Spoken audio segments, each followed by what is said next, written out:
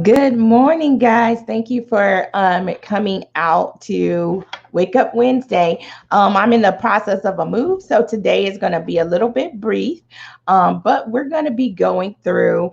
Um, we're actually going to be going through uh, grant maker profiles. What is a grant maker profile, and what is a sponsorship? So I'm actually just going to share my screen here so that you guys can kind of see what's going on here. So we're going to go over Ford Foundation.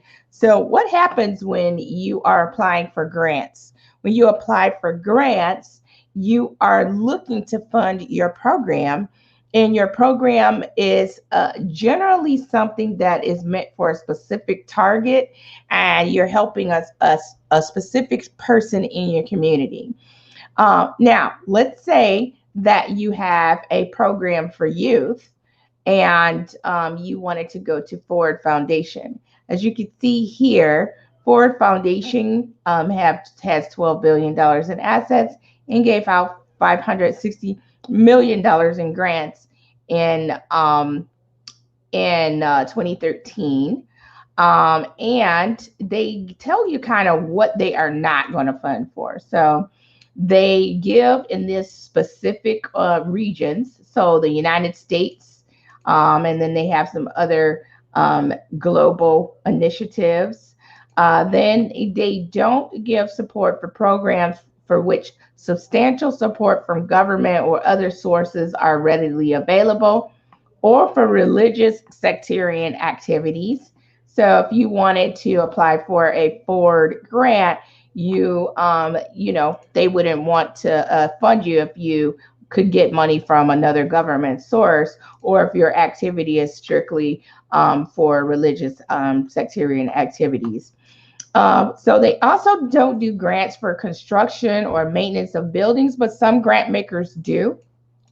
They don't fund undergraduate scholarships or for purely personal or local needs. So basically, they're kind of telling you what their limitations are on the Ford Foundation grant maker profile.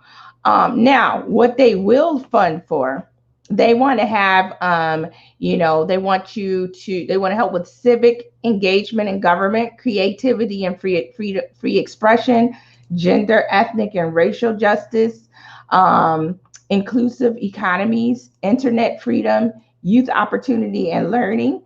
And basically, they kind of go into deep detail of those major initiatives that they have. And then we have here, like if you wanted to do a workforce, youth workforce development camp or something like that, you can go ahead and petition them for some funding. Or if you want to do training and employment opportunities, you can petition them for some funding as well. So we have a few different fields of interest that they would want to go over. So if you had a youth development program, you would be able to get some business funding or grant from them for your nonprofit. And then also adolescents, these are the targets that they want to help. They want to help adolescents, ethnic and racial people, racial group females, low income, and other people. Um, if you are finished with your grant proposal, you would submit it here.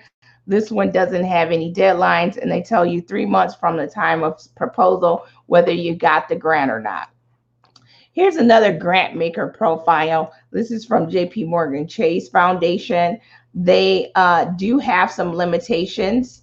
Again, no support for religious, fraternal, social, or membership organizations not of direct benefit to the entire community. So a lot of times, a lot of people from that have churches may ask, should they open up a separate 501c3?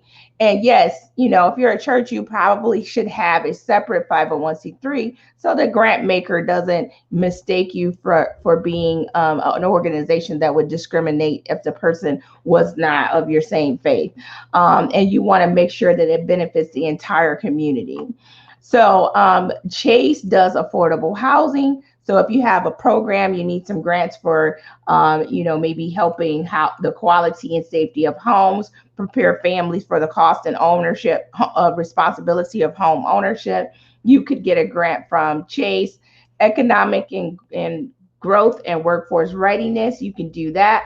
And then if you wanted to do some financial literacy programs, you can do that as well. They want to help low income and poor people, and you have to be in one of their states of giving.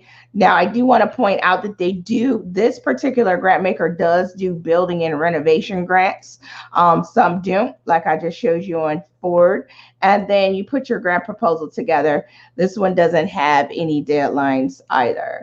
I do also want to kind of bring into your, view sponsorships and grants. So basically, a sponsorship is for an event and a grant is for a program. So let's say you wanted to do a career fair, you could possibly get that as a sponsor. And if you wanted to help that career person get a job, and you're going to take them through a whole program to teach them how to do a skill to get a job, that would be a program. So like if you were going to apply for a Comerica sponsorship, you would need to have your 501c3 be in one of their states of giving, doing one of their criteria for giving, which is education, community and economic development, job training, and things like that, or maybe transitional and supportive services and housing and feeding the hungry. And you can apply for a grant or a sponsorship.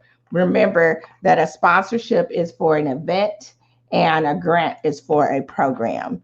So I told you it's going to be brief today. Kind of wanted to just show you a little bit about grant makers and where you would go to apply for a grant if you had a program and a nonprofit, and then also where you would go to apply for a sponsorship and how you would be able to submit those applications. I hope you like today. If you could be so kind as to put in the comment notes, like it and share it, but also tell me what else you would like to learn. I kind of have a lot of things in my wheelhouse, and if you need me to show you how to do it, please comment on what you would like to see later.